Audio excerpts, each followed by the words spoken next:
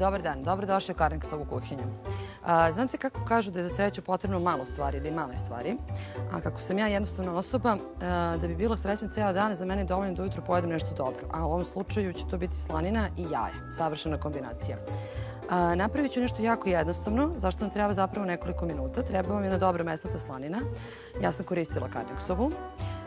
Nju treba samo da isečete tako da se uklopi u vaš kalup, jer ne bi trebalo da izlazi mnogo iznad, iz prostog razloga zato što sa vrh slanine jaje treba negde da budu ravni. Ne morate da budete precizni kako ćete da isečete, samo bitno da se donekle uklopi u to. Uzmite slajs slanine i samo ga jednostavno zavrtite u krug u kalupu za mafine. Kalup za mafine je inače jako zgodan za razne stvari, jer sve nekako lepše izgleda kad izađe iz njega. Ukoliko koristite metalni kalup, možete da koristite svinjsku mast koja je najbolja za podmazivanje. U tom slučaju vam neće biti potrebni bilo kakvi papirići. U silikonskom kalupu se manje više ništa ne lepi, pa može da prođe bez toga. Sada će ovo da potraje dok ja ne završim. Kada ste stavili slaninu u kalupe za mafine, to ne mora da bude ništa pedantno, fancy i super, prosto samo da bude svuda slanina u krugu. Onda uzmite jaje i razbijte polako, ne ovako kao ja siledžijski, jedno po jedno u taj krug od slanine.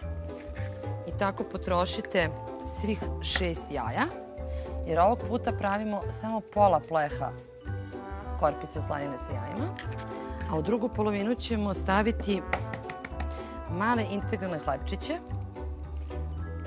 pošto doručak tako to treba da izgleda, a da ne bismo trošili duplo vreme ili duplo plehove, sve ćemo napraviti odjednom.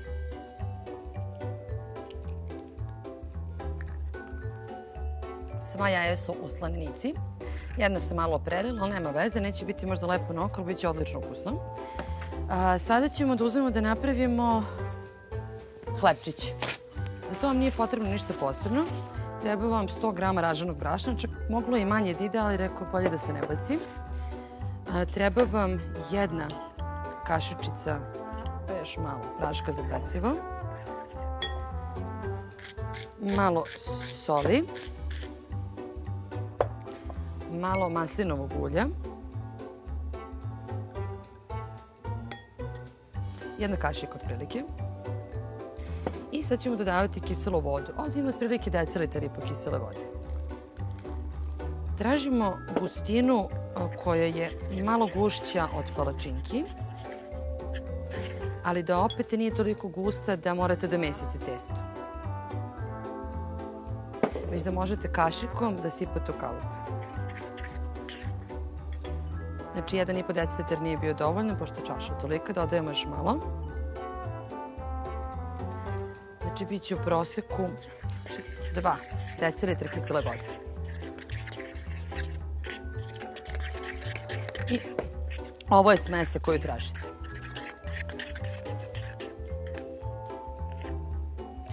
Nećemo puniti kalupe do kraja, zato što će ova jaja u slaninici da se jako brzo ispeku i ne bi trebalo da čekamo da se hleb ispeče, nego ćemo samo staviti mali sloj da imamo onako za zalogaj. A da bi hlebčići bili zanimljivi, preko njih ćemo samo da dodamo malo susama.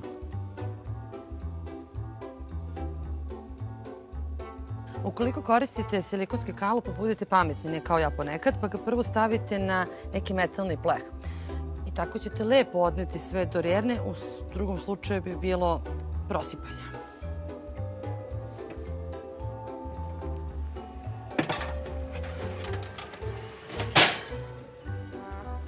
I sad čekamo. Mislim da ovim jajima, ovim malim hlebčićima neće biti potrebno više od 10 minuta da se ispeku. Eventualno 15 ako baš imate lošu rernu. Proteklo je nekih 15-20 minuta dok smo stavili ovo u rernu, mada mislim da 20 minuta može da bude i previše. I bila sam u pravu. Jaja su malo eksplodirala. Treba mi još neka pomoć.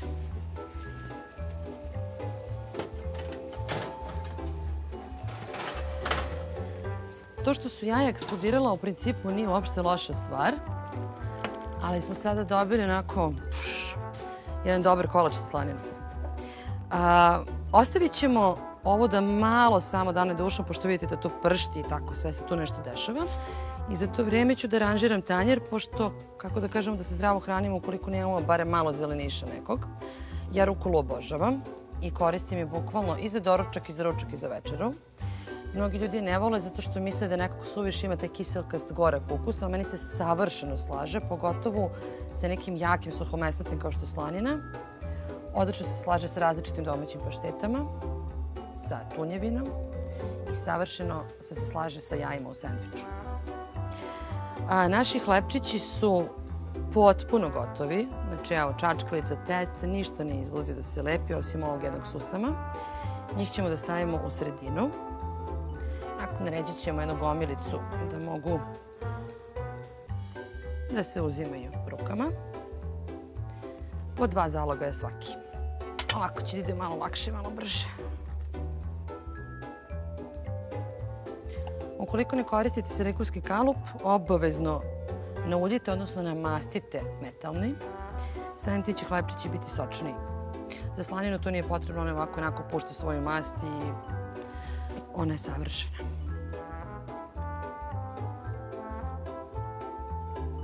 A sada čudo. Opa! Idemo.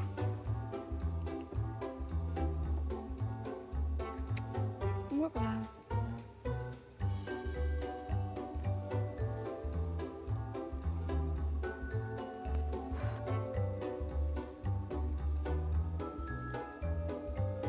I ovo su bili kolačići od jaja i od slanine. Prijetno.